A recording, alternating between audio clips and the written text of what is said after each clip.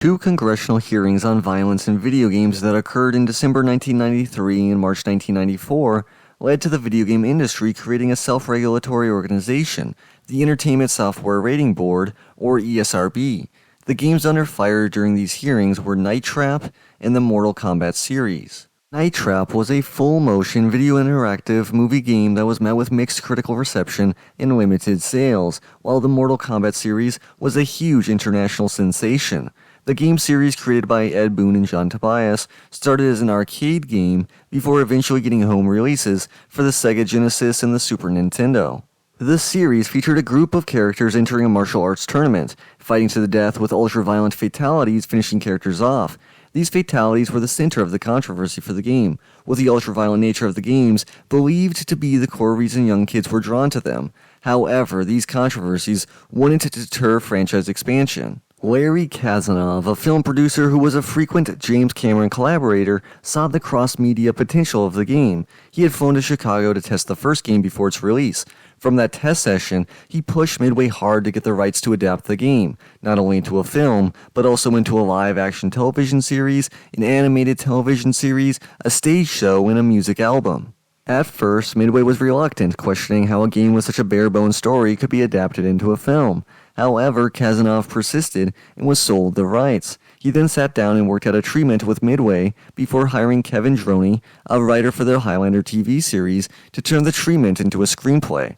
That initial screenplay was then used to lure in a young filmmaker from Britain, Paul Anderson, who was a major fan of the games. Anderson was at the Sundance Film Festival for his debut feature film Shopping, which had also garnered controversy and was met with harsh critical reception in his home country.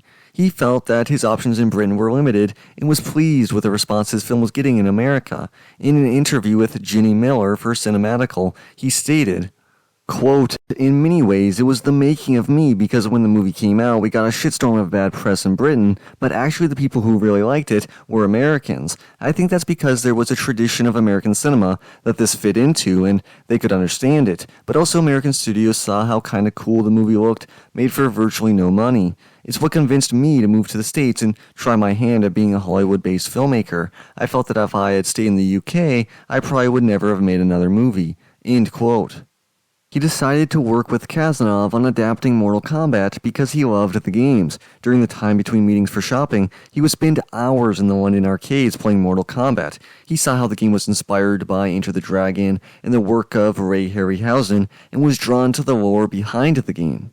He believes that this love for the material is essential for making a good adaptation, writing in the foreword for Luke Owen's book, Lights, Camera, Game Over, How Video Game Movies Get Made, quote, "It's a simple observation, but how many times have filmmakers said they never played the games? Would they make War and Peace or even The Hunger Games without reading the book? In fact, I would argue that an understanding of the source material is not enough. What about a love of it?" End quote.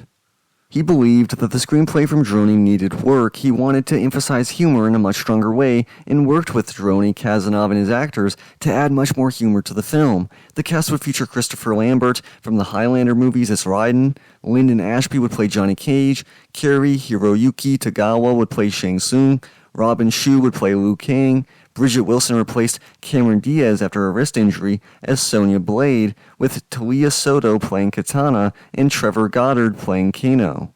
Kazanov served as the film's lone producer, John R. Leonetti was the cinematographer, Martin Hunter was the editor, George S. Clinton did the music, Fern Champion, Kate Kennedy, and Mark Palladini were responsible for casting, Jonathan A. Carlson was production designer, Jeremy A. Castles did the art direction, Susan Degas and Beer Burham Kuhn were the set decorators, Ha Nguyen was responsible for the costume design, Robin R. Oliver was the first assistant director, Pat E. Johnson was the fight coordinator, with Robin Shou playing a major role in the fight choreography. Amalgamated Dynamics worked on the film's effects, creating the animatronic puppet that played Goro. Anderson and Kazanov decided in pre-production that they would go for the PG-13 rating. They knew from research into the game's fanbase that an R rating would mean a large number of the young boys that made up the game's base demographic would be unable to see the film. This would be a decision that was met with skepticism. How could you make a film of Mortal Kombat without the fatalities? Anderson believed that what drew people to the game was the gameplay, not the ultra-violence. He admitted he was never a good enough player to unlock the fatalities at the arcade, but he loved the game. He thought that bringing a unique martial arts fighting approach to a Western audience would be enough. The production was a mixture of Hollywood sensibilities with the world of Hong Kong action cinema. Kazanov believed that this would elevate the production quality beyond what you would see in a typical martial arts movie. You look at Hong Kong martial arts movies or action movies, the movies, frankly, in terms of our audience here, story, lighting, character development, are terrible. But the action is phenomenal. And I've always thought, how come we can't take that quality of action and put it into more of the kind of quality and look that we strive for here in Hollywood? The film was slated to have a budget of $21 million, but this was slashed by $3 million right before production. The shoot for the film was grueling. Thailand served as a filming location due to its beautiful crumbling ancient temples and exotic feel, but it also led to lots of people collapsing on set due to heat exhaustion. Then the fight choreography was very intensive. The actors would train for months to do their stunts, and the film would feature several of the best martial artists in the world. However, due to the budget cuts right before production, lots of the fight scenes were cut short during principal photography. These truncated action sequences hurt the initial cut of the film in test screenings. After the audiences demanded more and extended fight scenes, the original budget was restored, and Anderson filmed additional footage that would produce his favorite fight scenes of the film. The film would rely heavily on CGI, something Kazanov utilized in the revolutionary Terminator 2. Paul Anderson had exaggerated his experience with CGI while landing the job for the film. This meant he would quickly have to immerse himself into the ever-evolving world of digital effects during post-production. The expensive nature of the effects would limit how much he could use, but he was enamored by the possibilities the field opened up. During the film's opening weekend, Anderson would take a vacation to Hawaii, nervous about his big gamble with the film. His filmmaking career hung in the balance. The film was released on August 18, 1995, and was an unexpected success, taking the top spot at the box office and keeping the spot for 3 weeks. It eventually grossed over $122 million off its $21 million budget. The critical reception was mixed, with Stephen Hunter for the Baltimore Sun writing, quote, "Mortal Kombat is probably the best film ever derived from a video game, but that's a pretty small pea patch of which to be the prince. It's fun in a mindless, brain-eating way," end quote. The Coventry Evening Telegraph wrote, quote, "The film has all the ingredients of a good old-fashioned swashbuckling adventure. There's a sense of mystery and suspense, some thrilling fight sequences, mind-boggling special effects, and a throbbing score. If you're looking for pure escapist violence, you can't beat it," end quote. This was the general tenor of the critical reception, with the film praised for its special effects and fight scenes, while facing criticism for poor writing and bad performances. The film broke the idea of the so-called video game curse by making a major profit and gaining some praise from critics and fans. It would also spark Anderson's long-running career. With this context laid out, let's explore Mortal Kombat. Like with Shopping, Anderson again de-emphasizes characterization in the narrative more generally, in favor of action, music, and visual style. The story is told in small moments, relying on cliched characters. The beginning of the film establishes the archetypes each character is representing, with characterization being done through the most simplistic methods. Once they get through a few weak attempts at humor and ride and exposition dumps, we get to the island. Once the rules of the tournament are laid out, we get a barrage of martial arts action sequences.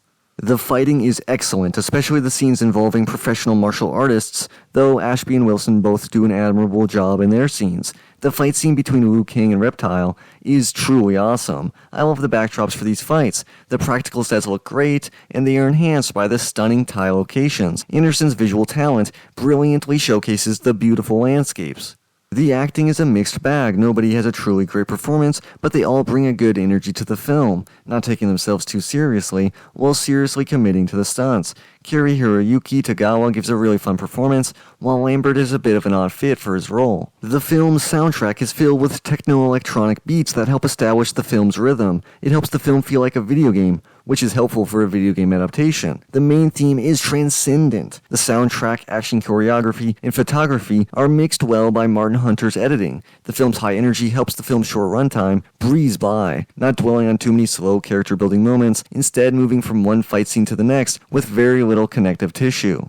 Anderson is aware of his strengths as a filmmaker and leans into them. He was aware of the relative weakness of the film's script, so he tried to add doses of humor and focus on the action. The action works, but the humor doesn't. I've seen the film too many times to count, so in an ironic way I've grown to appreciate the film's ridiculously cheesy one-liners, but ultimately the humor in the film doesn't hold up very well. Taking the idea of not holding up well to the extreme is the film's utilization of CGI. While contemporary reviews gave the film praise for its effects, they have simply aged terribly. They are an ugly blight on an otherwise very pretty picture, and they showcase an important lesson on the problems with over-relying on CGI. Reptile in particular looks god-awful. This betrays the film's age the most and makes me wish more was done practically. Goro was done via animatronics, and while not the smoothest of effects, he does hold up better than the CGI. The CGI used on his mouth to match his dialogue was poorly done, however. While he does hold up better, it's the action sequences involving professional martial artists against beautiful backdrops that hold up the best. They are the peak of the movie and serve as the core of the narrative. The fighting is what people come to see, and it delivers. Anderson understood his audience and continued to develop his populist filmmaking sensibilities. Watching the film now, over 20 years since its initial release, it's undeniably a bit of a mixed bag. It's a high-energy film that relies on awesome martial arts action scenes against eye-popping backdrops, with a fun soundtrack and well-done editing. It's also a film that has ghastly CGI that ages the film severely, and a poorly written script that features heavy exposition yet thin characterization with bad dialogue and cringy humor. I enjoy the movie despite its severe flaws and think that it still holds up as a fun watch and a smart adaptation. While some may have wished for a truly unleashed, brutal R-rated Mortal Kombat, I think this was the adaptation that was needed at the time, paving the way for several other interesting and more well-polished adaptations to come. That's all for this video. Thank you so much for watching, and see you next week.